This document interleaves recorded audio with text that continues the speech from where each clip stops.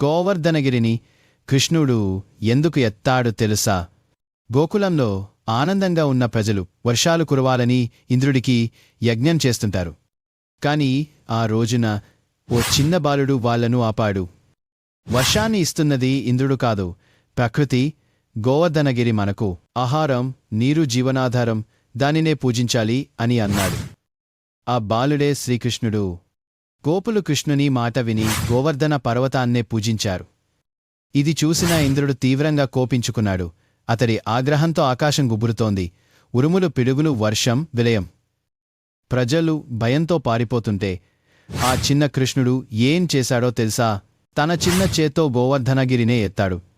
చిన్ని కృష్ణుడు. వర్షాల నడిలో ఆ పర్వతం కింద ప్రజలు రక్షించబడ్డారు. 7 రోజుల పాటు ఓ చిన్న బాలుడు ఓ గ్రామాన్ని కాపాడాడు.